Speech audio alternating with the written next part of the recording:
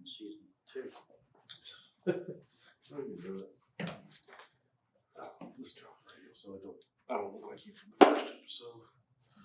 Oh shit, mine's off. It's over there. Yeah, turn mine off too. Phone. Goodness. Oh, jeez. We're gonna get that technical. All right.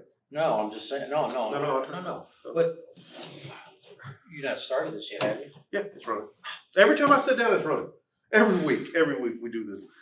Hey, The camera or your Chris. mouth? that's The camera or your mouth is running. both. Yeah. Okay. Somebody had sent in a scenario to us, and it was a traffic jam, a car wreck, and there was a guy in a car, looked like an older gentleman, and he looked like he was either in shock or whatever.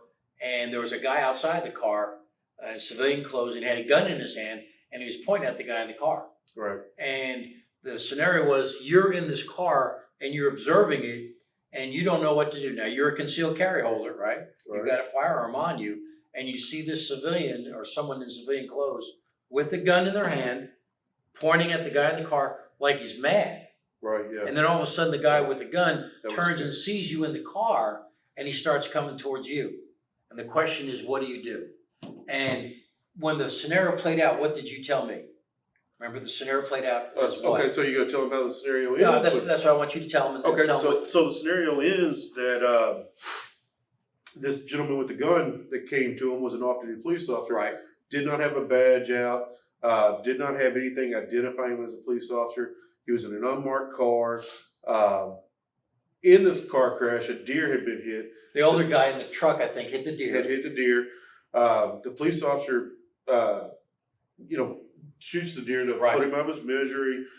Help that. But then the police officer comes to your car. Right. And I said, man, this is a hard scenario. And a lot of the people who were interacting with this article, they're like, hey, if he came toward me and he didn't have a badge, I'd have the gun in my hand, or I'd be prepared.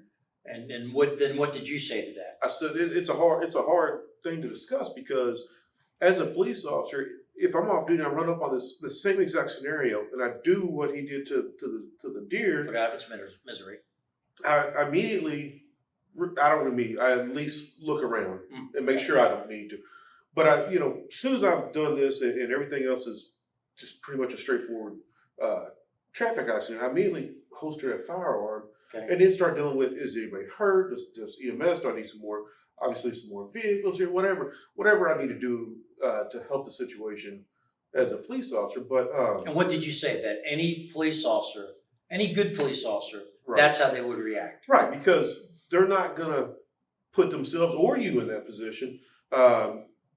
We don't make a habit of just carrying our guns around out in our hand, especially not in uniform where we're easily identifiable.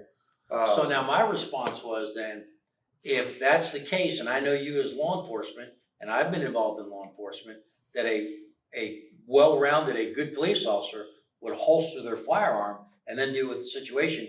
If I'm sitting in that traffic jam Right. as a citizen, and I see this guy walking around with his gun and pointing at that guy in the car, and then sees me and starts coming towards me, I'm going to have a hard time not, I'm gonna take out my firearm. I'm not saying I'm because some of the comments were ridiculous. Hey, he's bought and paid, Not gonna draw him down. He's still not a threat. Right, you're going to find yourself in some, issues there.